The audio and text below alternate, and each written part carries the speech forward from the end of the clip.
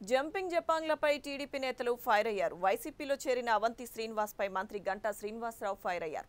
చంద్రబాబును కాపు మిత్ర అంటూ నెల క్రితమే పాలాభిషేకం చేశారని గుర్తు చేశారు.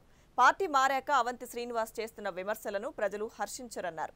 ఇక తమ పార్టీ నేతలకు పదవుల వలవేసి వైసీపీ ఫిరాయింపులను ప్రోత్సహిస్తోందని మంత్రి చినరాజప్ప మండిపడ్డారు. వచ్చే ఎన్నికల్లో టికెట్ రాదని డిసైడ్ అయిన వారే పార్టీ మారుతున్నారని మంత్రి నారా లోకేష్ తెలిపారు.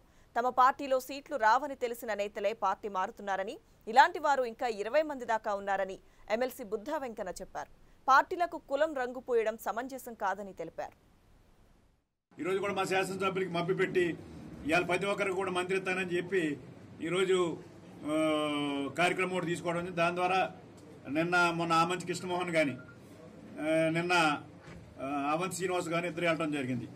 మరి ఆమంచి కృష్ణమోహన్ గారు ఇండిపెండెంట్గా మాకు జాయిన్ అవ్వడం జరిగింది. 5 సంవత్సరాలు పని చేయించుకుని ఇవ్వాలి ఏది కావాలి నియోజకవర్గం కావాల్సిందని వాళ్ళని కూడా చేయడం జరిగింది. చేసిన తర్వాత మరి ఆయనకి ఆఖరు ఎన్నికలు వచ్చేటప్పటికి ఆయనకి చంద్రబాబు నాయుడు నచ్చలేదు. చంద్రబాబు నాయుడు కామెంట్ చేయడం జరిగింది.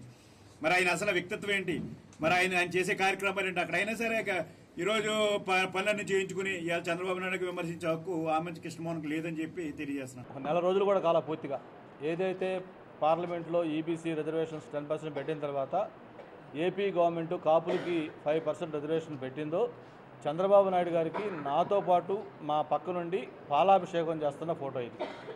ఆ రోజు మాట్లాడిన మాటలన్నీ కూడా మీకు మొత్తం డీటెయిల్డ్గా ఉన్నాయి. చంద్రబాబు నాయుడు కాపులకి ఎంత బ్రహ్మాండంగా చేశాడు, ఆయన కాపు మిత్ర, ఆయన మించిన వ్యక్తి లేడు, ఇటువంటి వ్యక్తి అడ్మినిస్ట్రేషన్ చేయాలి, అవతల వాళ్ళు దుర్మార్గులు, ఇడియట్స్, స్కౌండర్స్, ఉగ్రవాదులు, ఆర్థిక నేరస్తులు అన్నీ మాట్లాడి ఒక్కసారి ఇట్లా మారటం అంటే ప్రజలు దాన్ని ఎవరు కూడా హర్షించరు.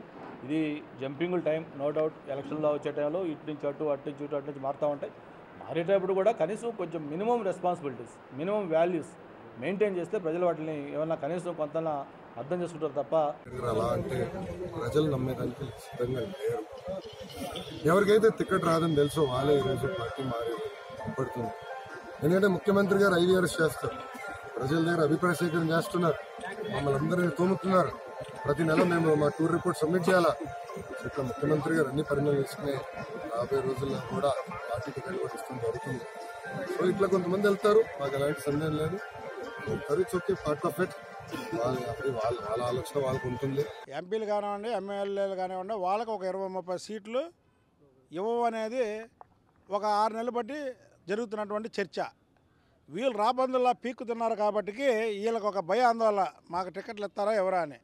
కాబట్టి చల్లగా జారుకుంటే మాకేం ఇబ్బంది లేదు, జారుకోమన్నా జారుకోండి. కానీ వెళ్తూ పార్టీల మీద కుల రంగు పోలడం అనేది తప్పు. ఏ పార్టీ అయినా ఉన్నాయండి.